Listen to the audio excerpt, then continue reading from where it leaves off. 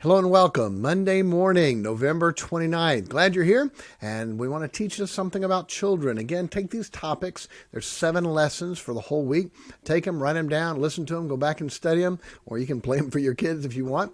But to teach these to our children, they are what the richest and wisest man in the world taught his son. So this week is on lazy, okay? By the way, have I said yet this topic is the most important topic? Okay. I'll probably say it 20, 30, 40, maybe even 50 more times. By the way, every lesson that we get is the most important thing right then. We ought to have that. This lesson is obviously very important to don't be lazy. There's no way to underestimate the problems that are caused when a child doesn't learn how to work. Literally, nothing they do will ever be the way it's supposed to be. Whatever job they take, they must learn to work. Whatever they study in school, they must learn to work. They must work if they're to be a good father. They must work to be a good mother. They must work if they're going to have a good home. They must work if they're going to serve in church. They must work in everything they do to be successful. And so it literally has to be taught and instilled in them, and it's not a natural thing. We're going to have to teach them and train them for that. Solomon taught often on subjects pertaining to work and laziness. 11 times he taught them about slothful, 7 times about work, 6 times about the sluggard, 12 times about sleep, 7 times about being diligent. Okay? All those things are so important for a man and for a person to know how to work hard. By the way, we'll get to this again on another lesson, but the Proverbs 31 woman, go look and see what the number one principle of the Proverbs 31 woman was. It wasn't her beauty. That's vain. That's not going to last forever. In most people, of course, with my wife it does. But beauty is vain, the Bible says. But what is the thing? Go read Proverbs 31 and see how many of those have to do with work. That verse, yep. Her candle goeth not up by night. Yep. Work. She laboreth willing with her hands. Yep. Go check and see how many of those were work related. Most important thing you can find in a husband or in a wife is that they know how to work. So let me give you the 7 lessons there. Again, this is just a verse and a principle. You can teach it and apply it to your kids. If you want the full book, you can get that at fixedfamilies.com. All right.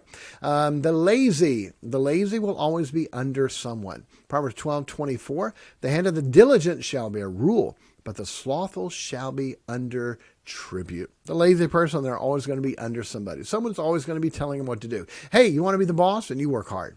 The diligent shall bear rule. They're the ones that's going to be in charge. You want to be lazy? You'll always be under somebody else. Okay? Big deal. Day 2. A lazy person will have a harder way to go, but the righteous will have an easier way. Hey, it's amazing. Here's the statement. The harder I work, the luckier that I get. You've heard that. The harder I work, the luckier I get. Here's the verse, Proverbs 15:19.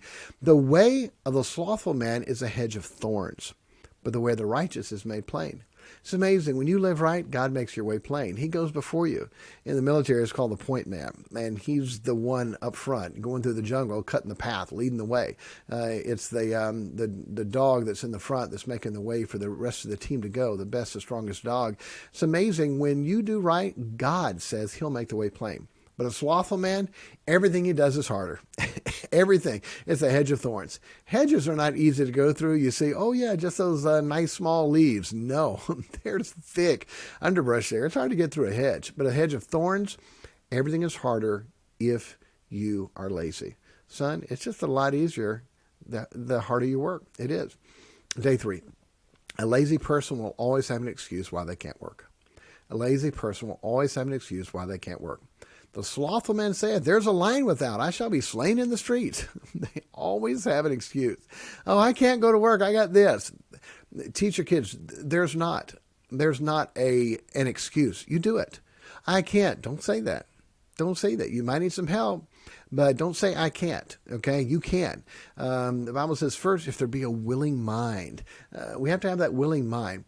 And so a lazy person is always making an excuse why they cannot work. Do not let your kids get away with that. They'll develop those habits early and have that the rest of their life. Day 4, a lazy person is always sleeping too long. Proverbs 26:14, as the door turneth upon his hinges, so doth the slothful upon his bed. Roll over and sleep, roll over and sleep, roll over and sleep. No, get up, get to work. Okay. Get up. The slothful is upon his bed, just rolling over and rolling over. Okay. It is one of the worst things you can ever do to your kids during summer vacation. Let them sleep. Oh, they working so hard during school. They need a summer vacation. Please understand, a summer vacation is not what it was planned to be. Here was the problem. The kids worked on the farm, and the parents said, I'm sorry, if you have school during the summer, we're not going to let our kids go because I've got to have them on the farm. Summer vacation was vacation from school because the parents needed them to work in the fields. Check it out. Okay. No, your Johnny does not need to sleep until noon. Get him up at a good time. Get to work. Okay. Next, day 5. If you sleep too much, you'll be poor. Proverbs 24, 34, 33, and 34. Yet a little sleep, a little slumber, a little folding of the hands to sleep. So shall thy poverty come as one that traveleth, and thy want as an armed man. So work, okay? Get up. Don't keep sleeping. Get up, work, or you're going to come to poverty. And there's some things you ought to do. We'll talk about this at the end, but some practical things you can do to help your kids to motivate them for work. All right, day 6. Work hard without anyone telling you to work. Love this. Proverbs 6, 6 through 8. Go to the ant, thou sluggard. Consider her ways and be wise, which having no guide, overseer, or ruler, provideth her meat in the summer and gathereth her food in the harvest. No one tells the ant what to do. Ant gets up and goes to work, and they work hard. They can carry more than their body weight. They have no guide, overseer, or ruler. No one's making them do that. They just work. He said, go to the ant and be wise. Learn from them. Hey, I don't like people telling me what to do. Okay, then do it without being told. Okay, that's the easiest way to do that. You don't want to be told what to do, then do it without me having to tell you. Then you don't have to have anyone tell you what to do. That's the ant. Consider the ant and be wise. You work without being told to do it. Our children should have work, jobs, and chores that they do on a regular basis where they do not have to be told. That's what we want. And day 7.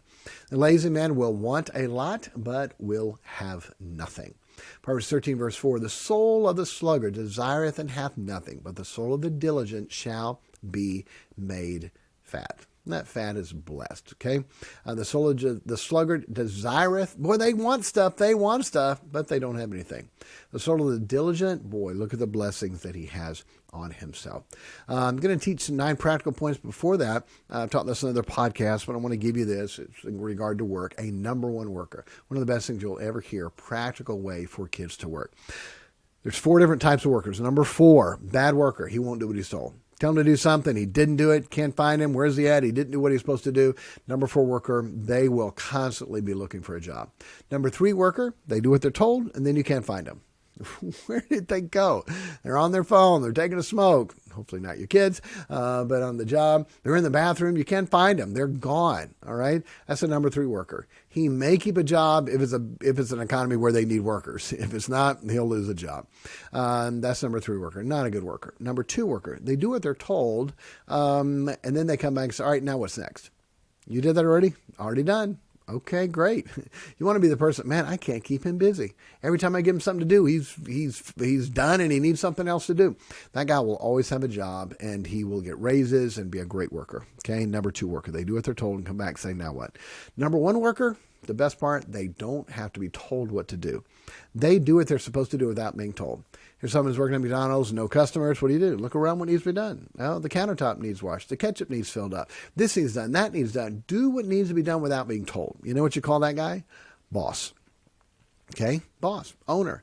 If you can do what's supposed to be done without being told what to do, oh, that's such a big deal. Teach your children to look for things like that. We'd play games with work where, all right, living room set up. You're going to go in one by one and see how many things you can count that aren't in their right place and aren't where they're supposed to be. Oh, this book was left out. No, there's some dirt or speck or something on the floor. This thing, pencil, is not where it's supposed to be. Go around and teach them to look for what needs to be done. Have that kind of an eye. You can train them to look for what needs to be done, and you will bless them and help them the rest of your life. How many children have never been taught that? They've never been taught that. It's amazing. The trash can be rolling over in the kitchen, pile over, and they don't, I didn't see it. I didn't notice it. You teach them, look, if it's full, you're the one that saw it full. Hey, it's your job. Take care of it. Do it without being told. It's wonderful the mom to come by and say, well, who emptied the trash? I did. I didn't even tell you to. Yeah, you're right. I didn't. You didn't. And that's the way it's supposed to be. All right, some practical things. Here we go. Start your children working before they find out it's bad. Okay. Kids find out later on that work is bad. They shouldn't know that. Look at the type of look at the type of toys that our kids want. They want a kitchen set. They want a cooking set. They want an ironing set. Boys want a lawnmower and tools. Excuse me, all those things are work. Kids see parents working and want to copy that. Don't ever give your kids a punishment to work. Okay? It's not a punishment to work. Work is good. Work is good. It shouldn't be a punishment. Number 2, let them do any work they can, even if they don't do it as good as you would do it. If you have to go back and remake the bed, fine. Just don't let them see you do it. After a while of them doing it, they will learn how to do it and do it right. Once your child is old enough to do anything, if your child can walk, he ought to be throwing away the trash for you. I'm serious. At 1 year old, okay, go throw this away for mommy. Yay! That's their job. They're the trash thrower. They love it. Now, you probably have to go through and pull stuff out they didn't want thrown away, because once they find out how fun it is to throw stuff away, they'll throw things away you don't want thrown away. But you're teaching them the fun and joy and fulfillment of work. They got to be a help to mommy. That's gigantic. I am dead serious. At 1 year old, that's their job. That's what they ought to be doing, helping you with that. Number 3, never let them make excuses for not working. I'm tired. I want to go play. I want to be with my friends. I got a headache. No, work first, then go rest. Okay? Don't let them make excuses. If they find out it works, they will use it all the time. Number 4, when they work, make sure they are being diligent, not just plugging away, but diligent, focused. Okay? Focused, diligent, getting it done. One of my boys said, wow, he loved to lollygag and play and daydream. He said, I found out I've got a lot more time to play if I'll just be diligent for my work first. Absolutely. Let them find that out.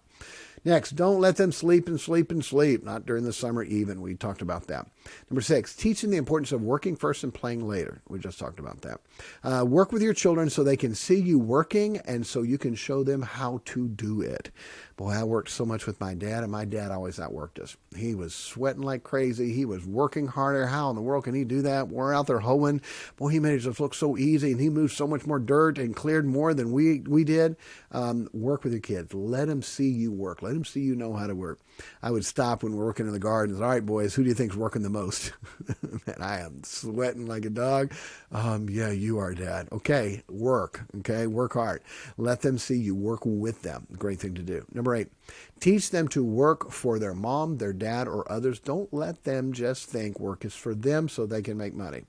All right? Don't let them think that. Oh, someone wants to pay your kid? Oh, they'll be fine to work. But work at home? Nope, they can't do it. My hand's broken. No. Teach them to work. That's how they're going to learn to work. When you get paid for it, now there's a blessing. And number 9, don't pay them for doing the jobs they should be doing just to be a part of the house.